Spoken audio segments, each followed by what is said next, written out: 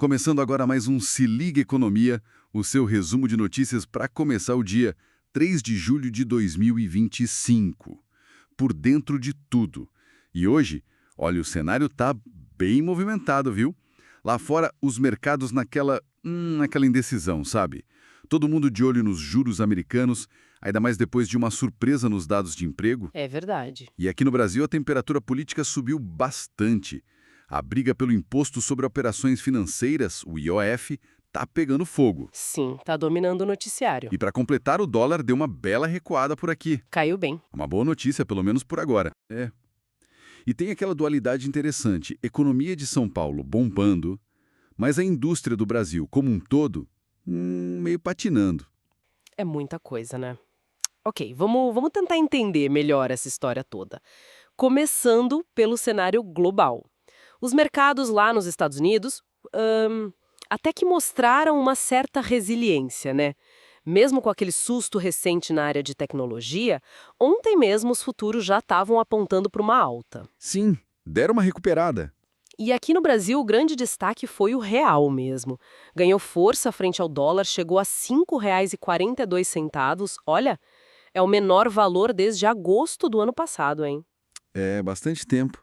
E no ano a queda do dólar já é considerável, né? Pois é, acumulando aí uns 12% de perda para nossa moeda. Já a bolsa, o Ibovespa, ficou meio no 0 a 0. Fechou com uma quedinha leve, 0,36%. Nada muito dramático. Olha, e o que realmente mexeu com as expectativas lá fora foi esse dado de emprego nos Estados Unidos. Ninguém esperava por essa. O que aconteceu exatamente? Então, o setor privado cortou 33 mil vagas em junho. E a expectativa era de criação de empregos, sabe? Uma alta. Nossa, totalmente o oposto. Exato. E isso, claro, aumenta a pressão para cima do Federal Reserve, o banco central deles, para finalmente começar a cortar a taxa de juros. Só que a situação é delicada. Por quê? Porque, ao mesmo tempo, eles têm que lidar com a pressão da inflação que pode vir justamente das tarifas comerciais que o próprio governo americano está impondo. Fica essa briga, né? Corta juro para estimular ou segura para controlar a inflação que vem das tarifas? Complicado. Entendi. É uma sinuca de bico para ele. E essas tarifas continuam dando o que falar no mundo todo. O Canadá, por exemplo, teve que recuar numa taxa digital que ia criar, justamente para poder negociar com os americanos sem mais atrito. Ah, é? É.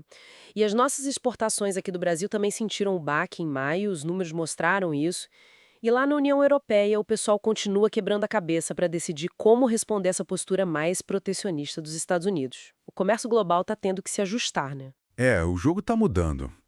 E trazendo a conversa para cá, para o Brasil, o assunto quente é a tal crise do IOF.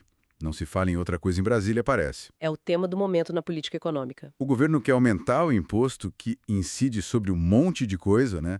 Crédito, câmbio, seguros, até alguns investimentos. E levou a briga lá para o Supremo Tribunal Federal. Bateu na porta do STF. Isso.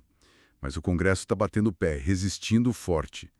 E eu achei curioso uma coisa na comunicação do governo. O quê? Adotaram um slogan novo, parece. Taxação BBB. O que será que isso quer dizer? Olha, essa taxação BBB, né? Fazendo uma brincadeira aí com o bom, bonito e barato do varejo, parece uma tentativa do governo de, tipo assim, vender a ideia de que esse aumento é necessário, talvez inevitável. É quem sabe até com um verniz mais popular, apesar de toda a resistência. Uma tentativa de dourar a pílula, talvez? Pode ser, mas, no fundo, essa disputa toda pelo IOF, ela reflete um debate muito maior sobre o rumo fiscal do país, sabe? Qual o tamanho do Estado que a gente quer, como é que a gente vai pagar as contas. E chama atenção também essa coisa de levar tudo para o judiciário resolver, né? Impasses que são políticos. Isso pode ser um problema, né? Pode gerar uma insegurança, uma imprevisibilidade sobre as regras, né? Não é o ideal. Com certeza. E enquanto essa briga rola em Brasília, a economia real está mostrando, assim, duas caras bem diferentes.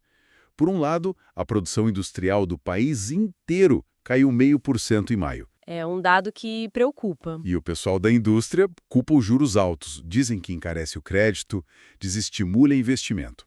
O de sempre. Faz sentido, os juros estão altos mesmo. Mas aí, por outro lado, você olha para São Paulo. Parece outro país. O Estado criou mais de 300 mil empregos só neste ano. É muita coisa. Impressionante o dinamismo de São Paulo. E o produto interno bruto paulista também deu um salto no começo de 2025, puxado principalmente pelo agronegócio que continua forte por lá. Ah, e um dado nacional. A taxa de desemprego no Brasil todo caiu um pouquinho, foi para 6,2%. De serviços pulsante, puxando a economia para cima. Sim. E a indústria nacional, que depende mais de crédito, mais sensível aos juros, meio que patinando. Esses juros altos que o Banco Central segura para controlar a inflação, eles pesam muito. E não é só para as empresas, não. Pesa para o governo também, né? E como? Só em maio foram mais de 92 bilhões de reais que o governo gastou só pagando juros da dívida pública. Imagina esse dinheiro em outras áreas. É um volume enorme. E além disso tudo, tem outros pontinhos piscando aí no radar, né? Tem sim. A Frente Parlamentar da Agropecuária, a bancada do agro, soltou críticas ao Plano Safra do governo. Falaram que é mais marketing do que ajuda real para o produtor. Sempre tem essa discussão sobre a efetividade do Plano Safra. Outra coisa que está gerando uma certa preocupação é o boom das apostas online. O pessoal está começando a ficar de olho no impacto disso no orçamento das famílias, se não está virando um problema social, financeiro. Um ponto de atenção importante, sem dúvida. Vicia, né? É. E claro, a eterna discussão sobre a carga tributária no Brasil, que muitos consideram alta, e essa história de fuga de milionários. Gente com muito dinheiro deixando o país. Isso também acende um alerta, né? Com certeza. São muitos fatores em jogo. Então, para a gente amarrar tudo, o cenário está complexo, não tem outra palavra. Lá fora, uma expectativa enorme sobre os juros americanos, as tensões comerciais por causa das tarifas. Muita incerteza. Aqui dentro, um embate político forte sobre impostos, sobre o rumo das contas públicas e, ao mesmo tempo, a economia mandando sinais bem diferentes, dependendo do setor, dependendo da região.